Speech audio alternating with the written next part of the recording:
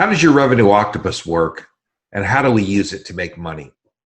This is a cool question because the revenue octopus is a concept I've had for a long time. I actually developed this concept when I was in the syndication business in the very early 1990s. So my experience from being in venture capital, from being in syndication, hedge funds, is that the most successful businesses tend to be businesses that have multiple streams of revenue.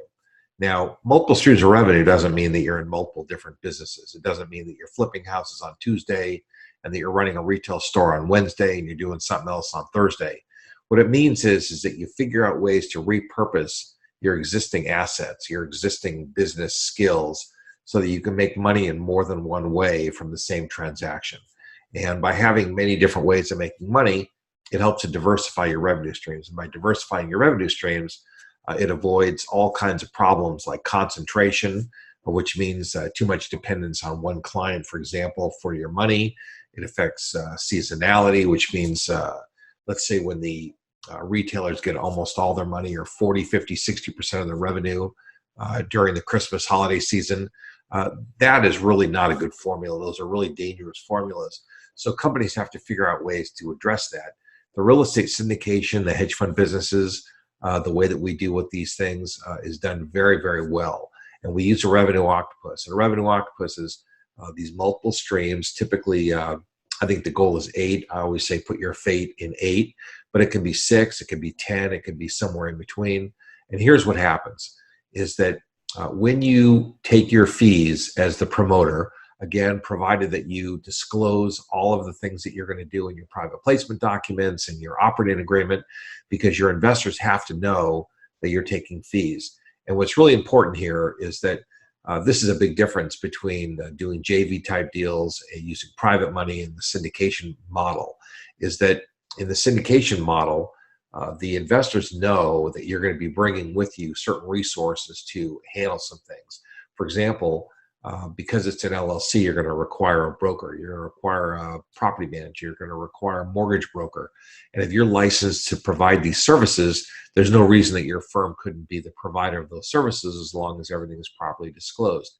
In a private money transaction where it's just you, it's very unlikely that the investor is going to allow you to take any fees. And that's because that investor, just wants to see all the money work. But in a syndication environment, they understand that there's a business arrangement, and the business, in order for you to get into the long term, you have to be paid for your time in terms of rendering money, in terms of rendering services, as well as being paid for the upside that you create in the back end. Now think about this. You get paid for being smart, which is the upside of the back end, but you also get paid for your time, which is the money that you get along the way. If you had, many deals that were all only getting paid on the back end, you'd eventually run out of cash, you'd run out of resources to keep going. Or you'd encumber so much debt that by the time you got to the back end and you got your payout, that almost all that money, if even, would be used to pay down the debt that you built up during the course of getting to the end of the deal. It's not a really good success formula. A better formula is to take some money along the way and then also get your big payout at the back end. And a revenue octopus is what allows you to do that. So you might get fees, for example, from the brokerage commissions if you're licensed to do it, from the property management services, from the mortgage brokerage services. You might set up a repairs and maintenance company to take care of the many different deals that you're working on. All the different things that you're doing can all be part of your revenue streams. You can have the cash flow, you can have the back end money. So there's many different ways that a syndicator or a hedge fund environment can take fees out of a transaction. Now, sometimes there just isn't enough money in the deal for you to take fees. And what you might do is you might accrue those fees on the balance sheet and take them later when more money comes in.